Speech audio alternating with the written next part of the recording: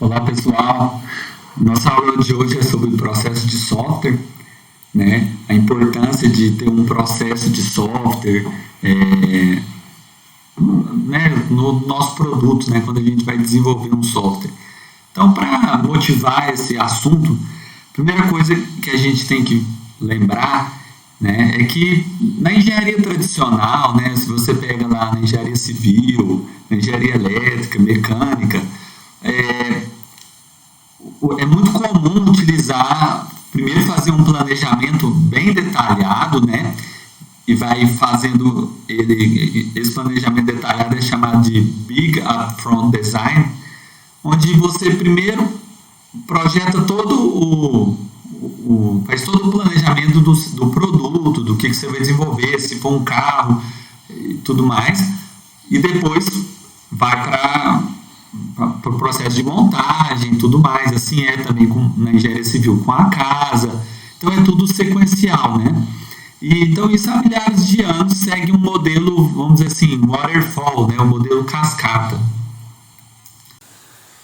Então é natural, né, que a área de engenharia de software começasse, né, a usar também o waterfall, né? Como é uma engenharia nova, né? A engenharia de software é uma área nova.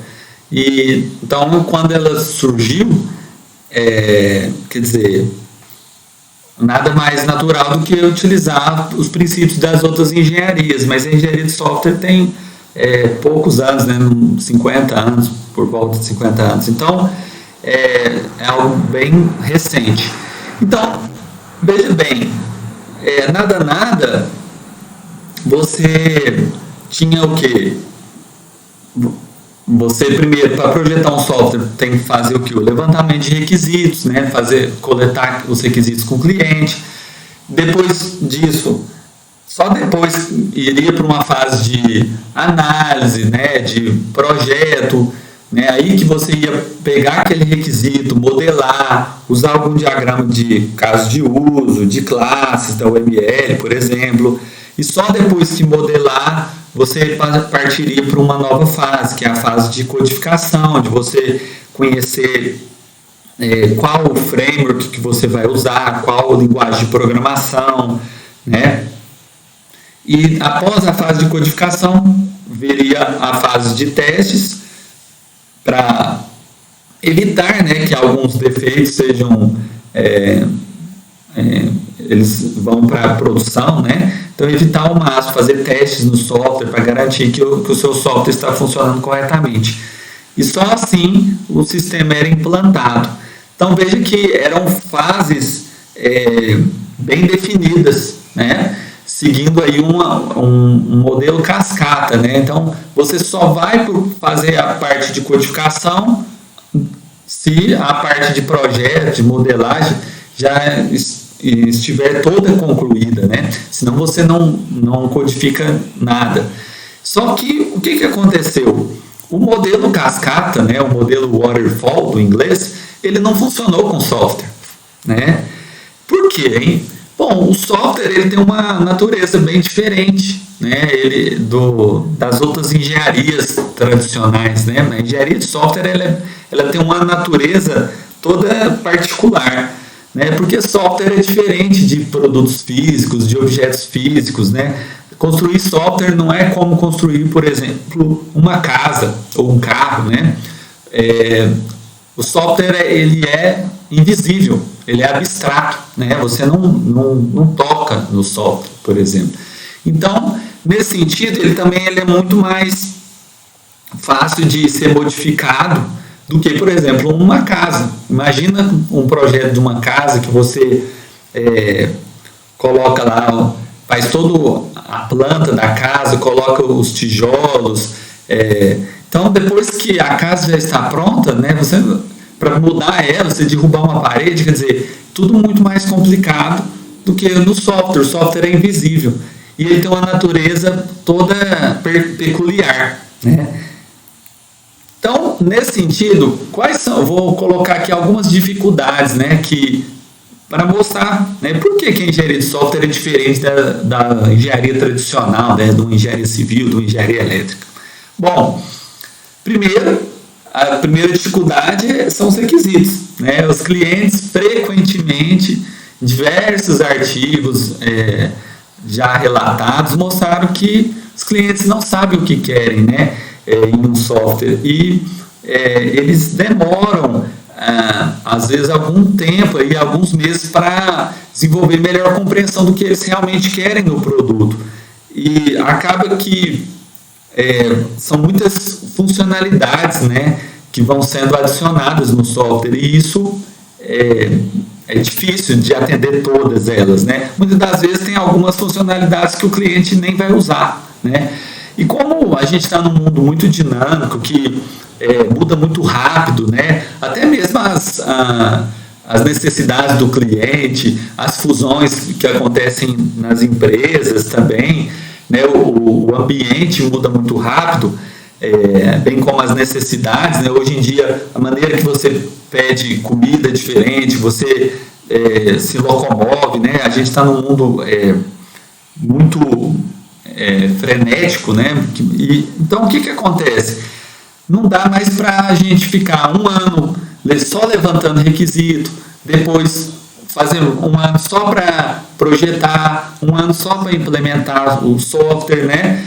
Quer dizer, isso é inviável, né? Quando o software ficar pronto, né? Se a gente for fazer software desse jeito, ele já estará obsoleto, né?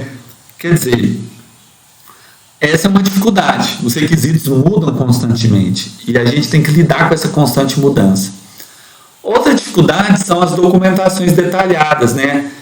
Antigamente, antes de você implementar o software, você tinha que projetar todo o software, né? E o cliente só ia ver o software funcionando depois, às vezes, de um ano, né? Que ele ia ter contato com as primeiras telas e muito do que era desenvolvido estava em desacordo com o que o cliente realmente queria e realmente necessitava.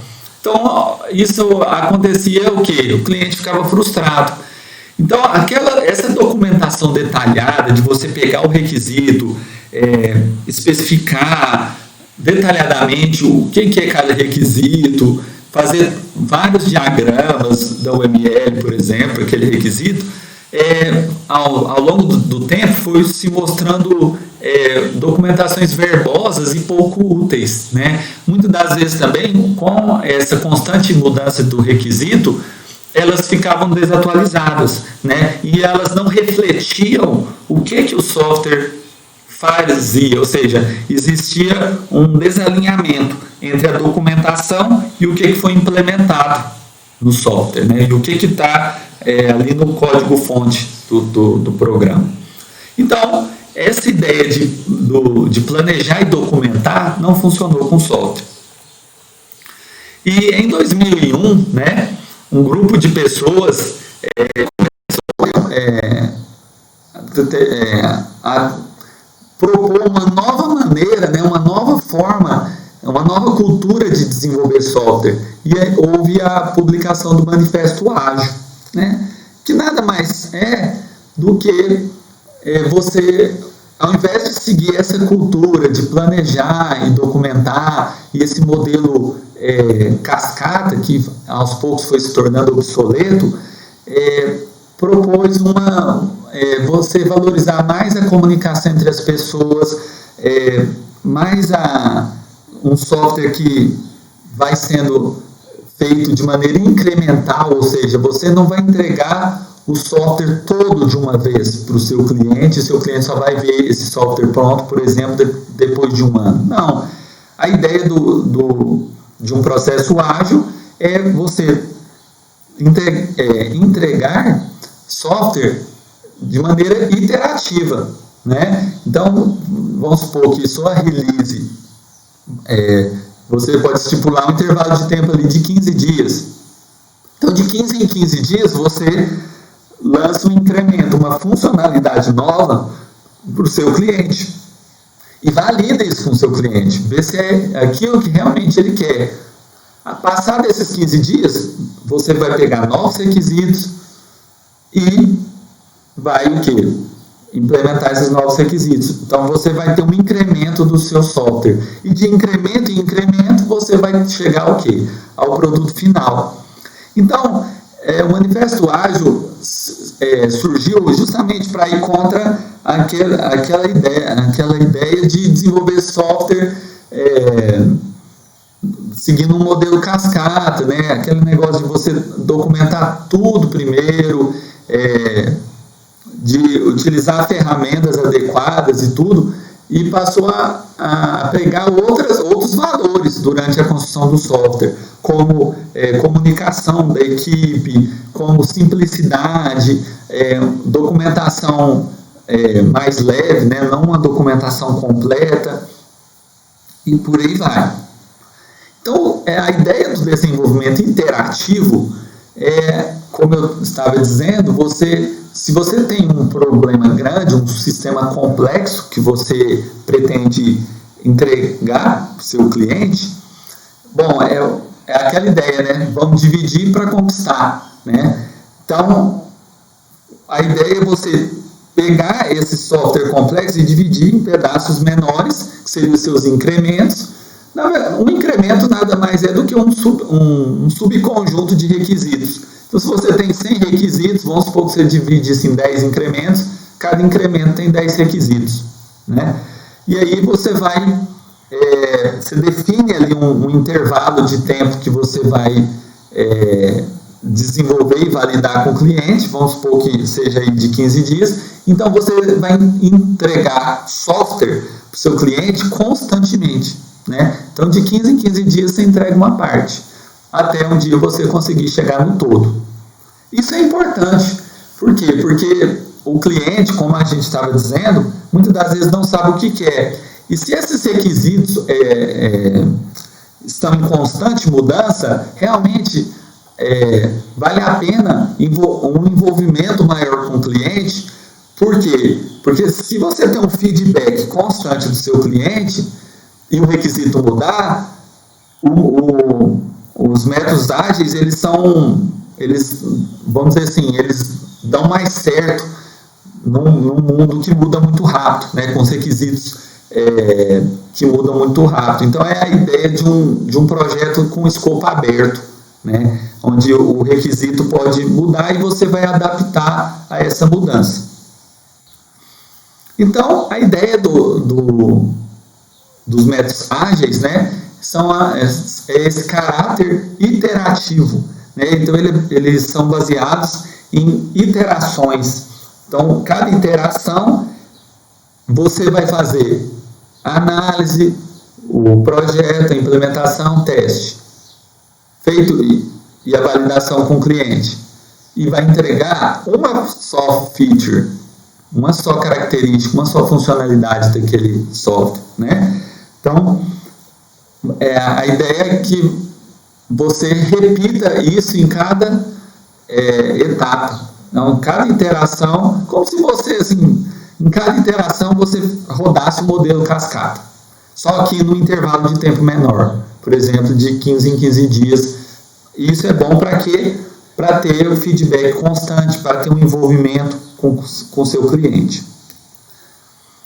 Então, outros pontos importantes da metodologia ágil é uma menor ênfase em documentação, né? Então, você vai documentar apenas o necessário. Isso vai evitar que você tenha uma documentação completa e uma documentação, muitas das vezes, verbosa e pouco útil, que pode muito bem ficar desatualizada, né? Documentação de software não é uma coisa trivial, porque manter uma documentação exige você sempre estar atualizando isso e olhando se está refletindo o que foi implementado no seu software. Então, vamos agora documentar apenas o necessário.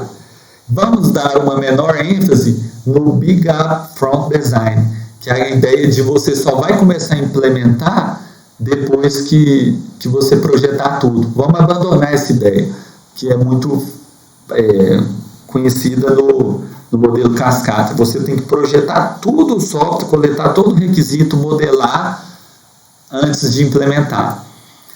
E agora vamos começar a fazer o quê? Um envolvimento maior, um envolvimento constante com o seu cliente. Trazer o cliente para perto da equipe. Né? Então tem constante comunicação com esse cliente. Por isso que vai ter a figura do Product Owner, né? Chamado PO, né? Lá no Scrum, que a gente vai ver que é uma metodologia ágil. Que é a ideia de você ter uma pessoa que está em constante comunicação com o cliente, coletando os requisitos, entendendo melhor as mudanças de requisitos que vão surgir inevitavelmente no projeto. Outros pontos importantes que a gente pode destacar, né, nessas metodologias ágeis são fazer o quê? Mais testes, né, testar mais seu software, fazer refatoração de software, né, que é você reescrever o software sem mudar o comportamento dele, ou seja, o que ele fazia antes, ele vai continuar fazendo da mesma forma, só que você refatorando o software, a gente vai ver o seguinte, vai ter você vai reescrever esse software de modo que ele fica mais fácil de compreender, mais fácil de manter. E você também tem a integração contínua, né, que está muito comum nos dias de hoje, mas que já é uma prática que já foi introduzida no XP já há alguns anos, né, que é você continuamente fazer commits, né, você não demorar muito tempo para fazer o commit. Isso vai evitar conflitos, por exemplo, mas isso tudo a gente vai ver com muitos detalhes ao longo da disciplina. Tá? Então, sobre os métodos ágeis, o que a gente pode falar sobre eles? Né? Eles definem um processo para construir software, né? Só que é um processo mais leve, né? Onde você vai definir quais são os princípios, quais são as práticas, quais são os valores para você construir, você e a equipe, né, construir software de alta qualidade. E nessa aula e na próxima a gente vai falar sobre os métodos ágeis XP e Scrum, né, a programação extrema e o Scrum.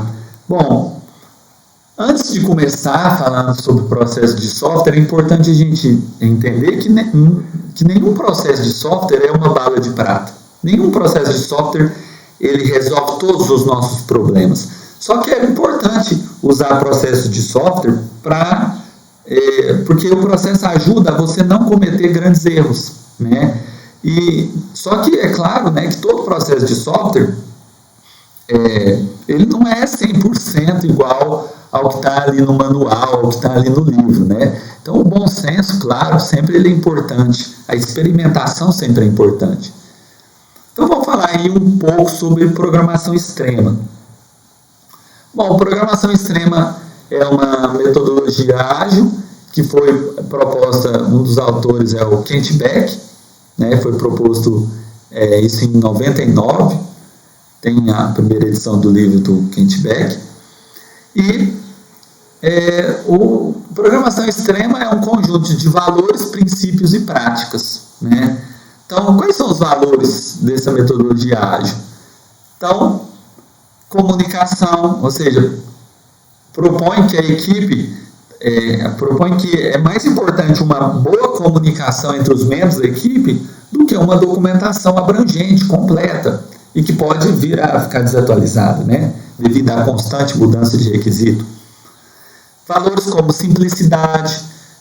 Então, se você precisa implementar uma coisa, faça, mas da forma mais simples, né? Você não precisa dar uma volta toda para implementar aquilo. Ter feedbacks constantes do seu cliente. Isso é bom, porque você vai estar desenvolvendo uma coisa que é justamente o que o seu cliente quer. Ele vai estar dando opiniões se aquela tela, aquela funcionalidade era o que ele realmente queria ou não. Coragem, respeito, né? Ter também uma qualidade de vida, né? Eles pregam aquela ideia da semana sustentável, né? Você não fazer horas extras, porque segundo eles, essa ideia de hora extra acaba não sendo muito saudável para o projeto, né? Você pode até mesmo introduzir bugs no seu projeto, né? Se você estiver mais cansado e tudo, né? Então, você ter ali uma qualidade de vida, né? Uma semana ali de 40 horas e tudo. Bom, valores, né? Cultura, ética, tudo isso é muito importante, né? Quando a gente desenvolve software, né? Porque tem que ter uma boa gestão de pessoas ali, e as pessoas têm que ter uma boa comunicação, tem que ter bons valores também. Inclusive, tem esse livro, né, que é sobre essa ideia de gestão de pessoas, né, que é do Tom DeMar, que é o Peopleware, que fala muito sobre essa parte da equipe, né, da boa comunicação, o quão importante a gente tem que ter uma boa gestão de pessoas na empresa. Porque imagina uma empresa onde você tem um alto turnover, né, quer dizer, a pessoa está no projeto, depois ela já muda de empresa, tudo isso tem danos, né, para o projeto, né? Então, quanto melhor for a gestão de pessoas, mais as pessoas da equipe do projeto se relacionar bem, né, mais você vai tender ao sucesso do projeto. Bom, você também tem outros princípios também no XP. Um dos princípios é o que? Economicidade, melhoria contínua, saber que falhas vão acontecer, só que a gente não precisa, se a gente tem um problema grande, a gente pode dar passos pequenos, né, que é os chamados baby steps, onde você vai dar um passo por vez, né? Você não, como se diz, tem aquela velha expressão, né, a gente não pode dar um passo maior do que a perna, né? Então a ideia é que a gente vai melhorando continuamente o nosso projeto e vai dando um passo de cada vez, só vai implementar aquilo que você já realmente entendeu. Se aquilo não está claro, então tem que procurar entender melhor o requisito antes de sair implementando, né? Ter responsabilidade com o projeto, ter ética, tudo isso são princípios do XP. E as práticas? Bom, as práticas são relacionadas a práticas não só sobre o processo de desenvolvimento, mas também como práticas de bons princípios de programação, boas práticas para fazer o gerenciamento de projetos, né, porque a gente sabe que software é uma equipe, né, um conjunto de pessoas que faz aquilo. Então, a figura, por exemplo, do Scrum Master, né, que é o antigo gerente de projetos, é fundamental. Ele adotar boas práticas de gerenciamento de projetos, até porque vai lidar com o escopo aberto, né? Então, você ter um bom ambiente de trabalho, né? Você adotar também práticas de programação. Então, muita gente já deve ter ouvido falar que é a programação por pares, né? Que é a ideia de você colocar duas pessoas numa mesma máquina, né? Numa mesma tarefa de programação, onde você pode ter ali um novato e uma pessoa mais experiente auxiliando esse novato. Isso já foi mostrado que contribui para a redução de bugs, né? E também tem práticas sobre o processo de desenvolvimento em si, né? Como planejar a sua release, como estimar uma atividade, né? Qual é o tempo mais ou menos que uma release geralmente tem que ter, como que vai ser as iterações dentro desse projeto. Então, envolve o planejamento em si. Bom, a programação por pares, né, então, é uma prática de programação que foi instituída pelo XP, onde A ideia é você ter uma pessoa que monitore o seu trabalho, por exemplo, uma atividade de programação ali que você esteja desempenhando, né? Por que isso é bom? Porque é uma maneira de compartilhar conhecimento, né? Onde, às vezes, algum erro que você pode estar introduzindo ali no código, se tiver uma pessoa mais experiente também te auxiliando ali, monitorando a sua atividade, ele pode te explicar ali no momento que você está fazendo a codificação, né? Então, é bom para você compartilhar conhecimento, aprender, né, com o outro. Só que, é claro que, vou até falar no próximo slide, sobre um estudo que foi feito com engenheiros da Microsoft em 2008, que mostrou, sim, ter vantagens da programação por pares, né? Então, por exemplo, uma das principais vantagens que eles viram no estudo é a redução de bugs, né? 62% mostrou que, se você for estudar essas 4 características, que é melhor? Redução de bugs, código de melhor qualidade, ou seja, qual é o ganho que você obtém mais com programação por pares, fazendo estudo ali com engenheiros da Microsoft. Eles perceberam que redução de bugs é a característica, o aspecto que mais você tem ganhos, né? Seguido de código de melhor qualidade e seguido de disseminação de conhecimento e por aí vai. Então, claro que redução de bugs sempre é bem-vindo, né? O quanto menos bugs vão para a produção, melhor, né?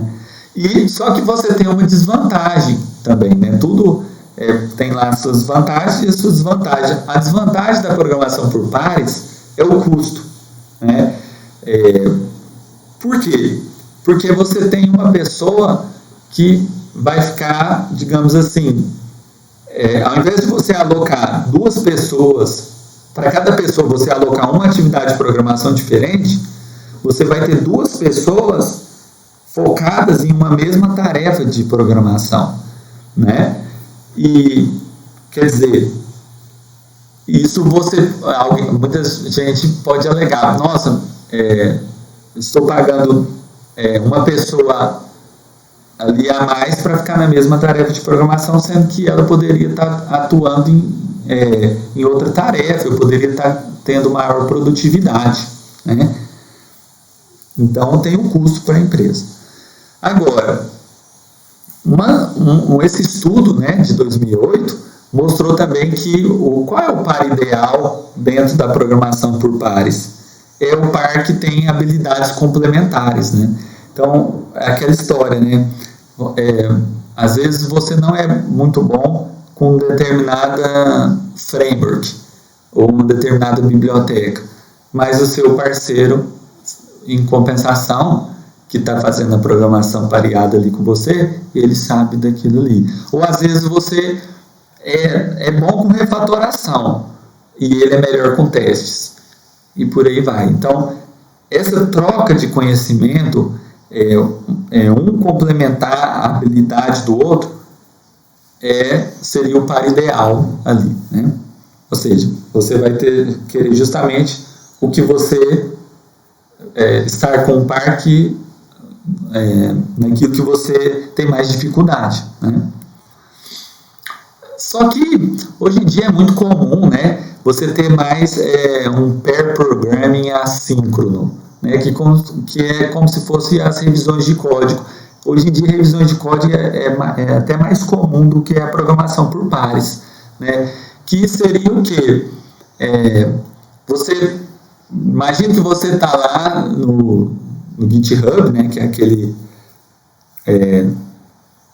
serviço, né, que hospeda vários projetos de software, e você viu que um determinado código de outra pessoa está errado. Por exemplo, ele está calculando a área lá de um círculo e a fórmula lá está errada, né?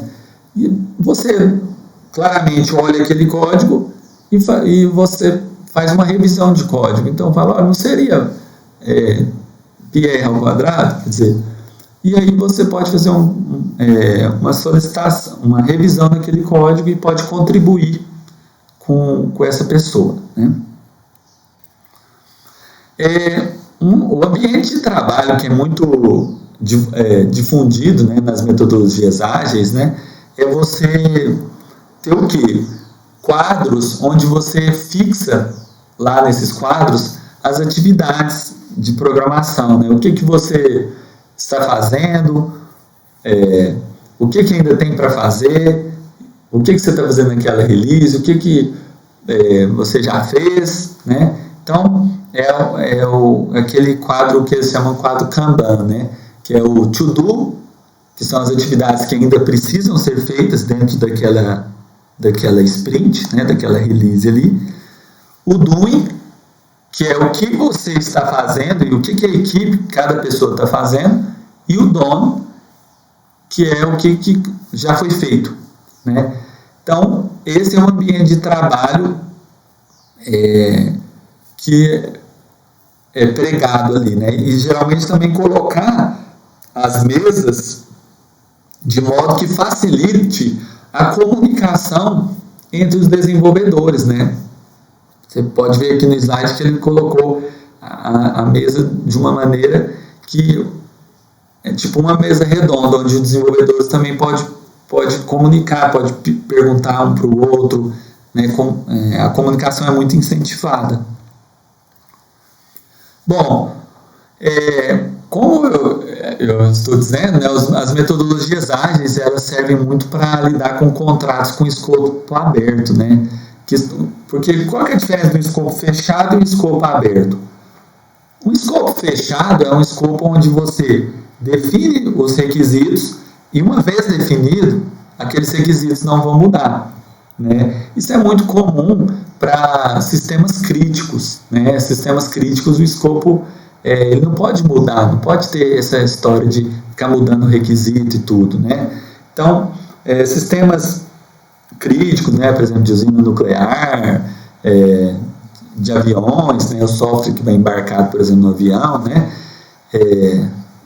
Esses tipos de sistemas são o escopo fechado.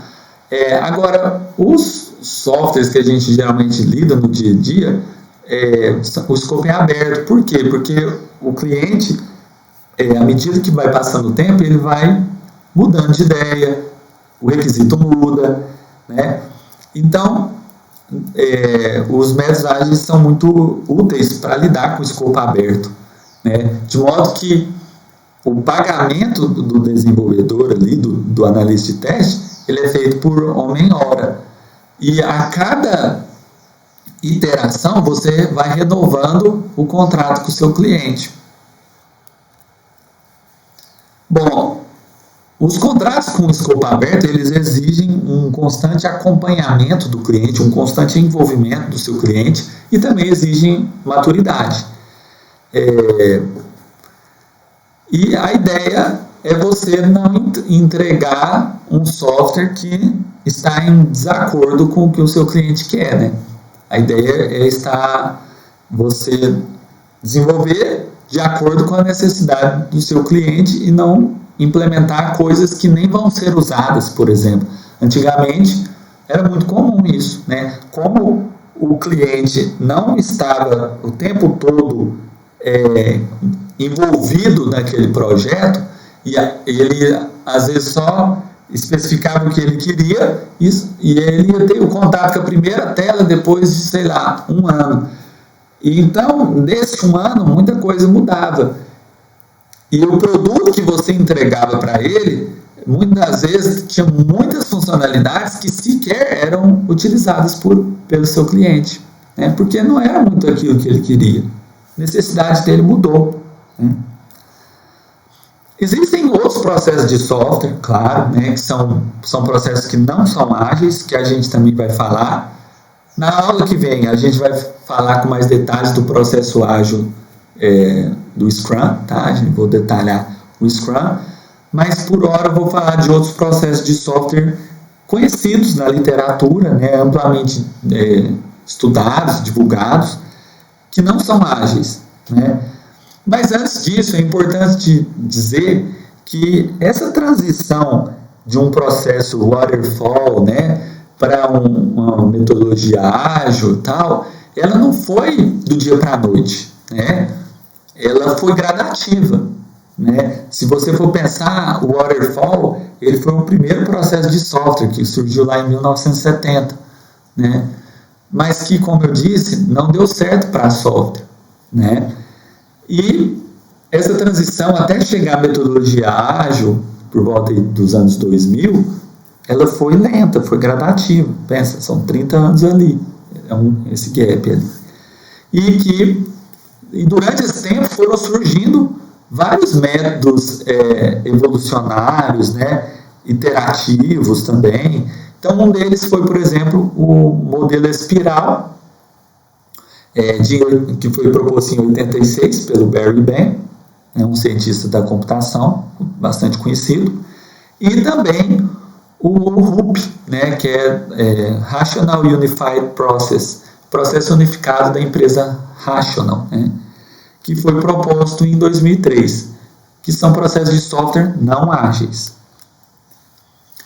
Bom, só lembrando, o modelo espiral, né, ele foi proposto pelo Barry Ben e ele vê o processo de software como uma espira, né, de modo que esse modelo é muito adequado para lidar com riscos de projeto. Então, por exemplo, logo nas fases iniciais de um projeto de software, você já faz o quê? Identifica os riscos desse projeto e para cada risco você vai fazer então um planejamento desse risco, ou seja, dado um risco, como que eu vou fazer para contornar esse risco, para mitigar esse risco e para que isso não se torne numa coisa não desejada, né, no meu projeto. Então, para cada risco, eu tenho uma ação para mitigar esse risco e não deixar o meu projeto ter, como se diz, um efeito indesejado ali, uma catástrofe também, por exemplo, né? Então, ele é muito bom para lidar com planejamento de risco, né? Então, a ideia é que, à medida que você divide a sua espiral em 4 quadrantes, né, que a gente pode ver aqui, primeiro, segundo, terceiro e quarto quadrante, de modo que você começa do centro e à medida que você passa, você vai rodar. A cada volta que você dá na espira, supõe que o quê? Que seu processo está ficando mais maduro, que seu software está ficando cada vez mais maduro. De modo que no primeiro quadrante aqui você define os objetivos e as restrições. O que você vai fazer naquela iteração? Depois do segundo quadrante, você faz uma análise de riscos. Como você vai contornar cada risco que você tem? No terceiro quadrante, aí sim você passa para a parte de implementação do propriamente dito, usando alguma linguagem de programação, tal. E no quarto quadrante, você planeja qual vai ser a próxima iteração. Então, quais são os novos requisitos que vão ser implementados na próxima release, né? Então, a cada volta que você vai dando na espira, uma nova release um novo incremento do seu software vai sendo disponível, né? De modo que quanto mais você já deu voltas nessa espira, mais o processo de software foi percorrido e mais ele já está maduro, né? Quer dizer que o processo já está acontecendo há algum tempo. E só que é importante frisar que as iterações aqui não são iterações igual na metodologia ágil, tá? Isso eu não falei, porque as iterações aqui são muito mais longas, né? Então, uma iteração no modelo espiral pode ser de 6 a 24 meses, né? Então, você imagina, 6 meses para ter uma iteração. Enquanto que, por exemplo, a gente vai ver que no Scrum, uma sprint dura ali 30 dias, tá? Cerca de 30 dias. Aqui, 6 meses. No XP, 6 meses ou mais, né? Pode ser um ano, por exemplo, para dar uma volta completa na espiral, né? No XP, às vezes é até menor esse intervalo de iteração, pode ser 15 dias, uma semana, tá? Você entrega, porque veja, o modelo espiral ele é um processo de software não ágil, né? Então a iteração ainda é lenta, né? Demora mais tempo, intervalo maior. Bom, você também tem o processo unificado da Rational, né? Que foi proposto então pela empresa Rational, era uma empresa que depois foi adquirida pela IBM, a IBM comprou ela, e é um processo que envolve muito o que? Você utilizar diagramas UML, fortemente centrado na arquitetura, utilizar orientação a objetos para você construir software. Inclusive, um dos autores do RUP também, que é o Eric Gama e tudo mais, o Brad Book, eles também criaram, eles também são os autores da UML, né? Então, acabou que eles propuseram tanto os diagramas da UML quanto o processo RUP, né? E aí, diagramas UML, por exemplo, casos de uso, de classes, atividades, sequência, componentes, todos eles foram fortemente incentivados que as pessoas utilizassem isso. E também, para a criação desses diagramas, poderia utilizar ferramentas case. Ferramentas case, a sigla case vem de Computer Aided Software Engineering, que nada mais são ferramentas para auxiliar você, por exemplo, na modelagem do seu requisito, na modelagem do software, né? Então, a gente tem ferramentas só para modelar software, né? Igual o ArgoML, né? O StarML, o Visual Paradigm. Então, são ferramentas de alto nível, né? Que auxiliam na modelagem do seu software. Então, eles pregam, né, que você utilize no RUP essas ferramentas case, né, para facilitar a modelagem do seu software, também o desenvolvimento. E você também tem as fases ali do RUP, né? O RUP é um processo de software que é dividido em 4 fases, basicamente: concepção, elaboração, construção e transição. De modo que dentro dessas fases você tem as disciplinas disciplinas e atividades que você tem que seguir. Então, por exemplo, se você está na fase de concepção, uma atividade que você tem que seguir é fazer uma análise de viabilidade do seu projeto.